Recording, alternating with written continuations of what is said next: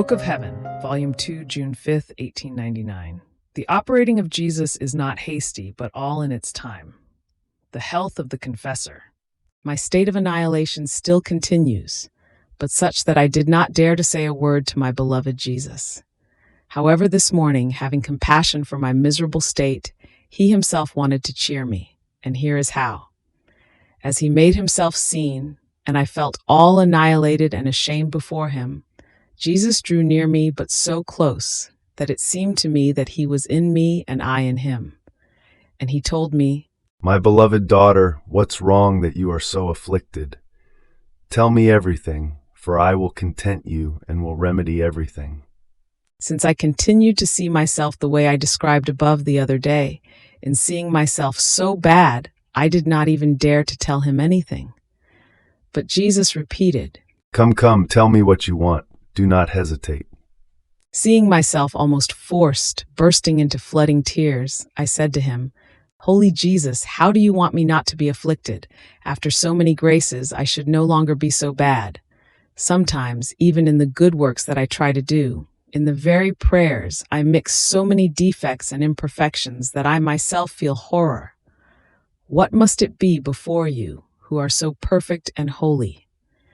And then the suffering, so very scarce compared to before. Your long delays in coming.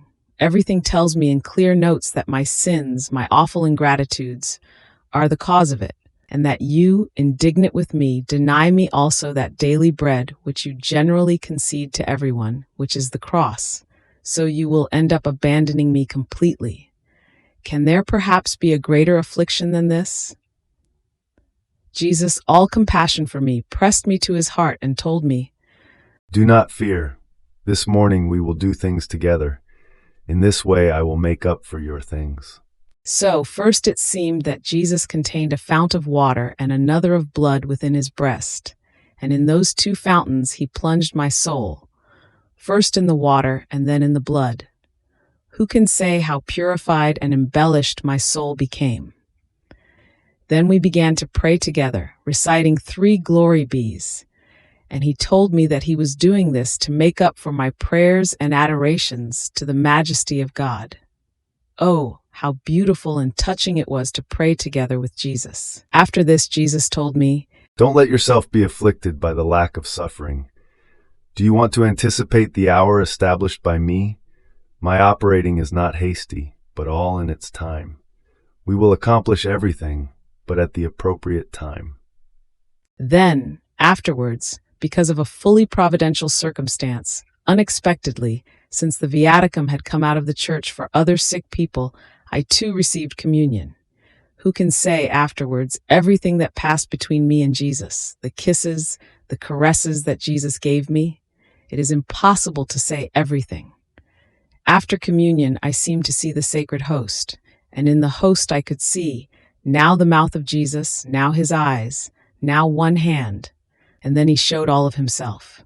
He transported me outside of myself, and I found myself now in the vault of the heavens, now on earth, in the midst of men, but always together with Jesus.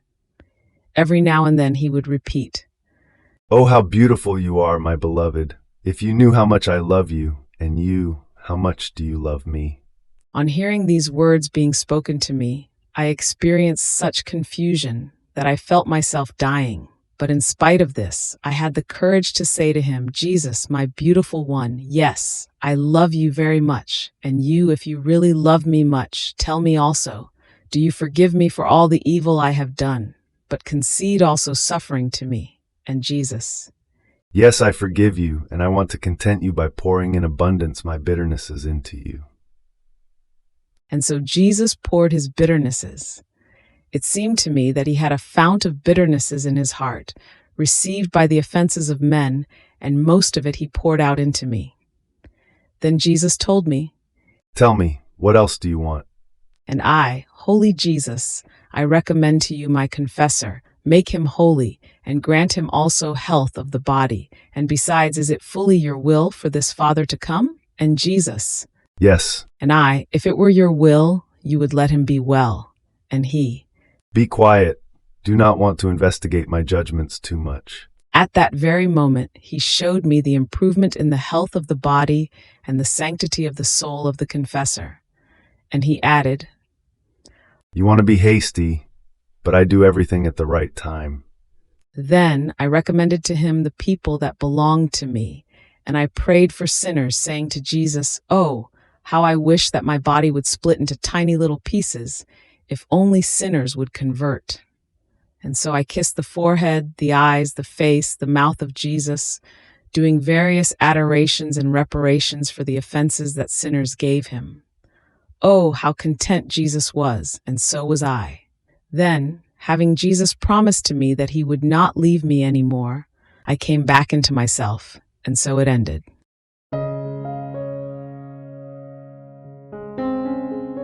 Thank you for being a part of our community here at Divine Will app.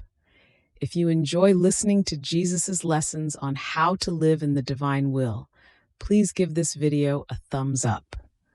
Your likes help us reach more souls yearning to live in the kingdom of the divine will.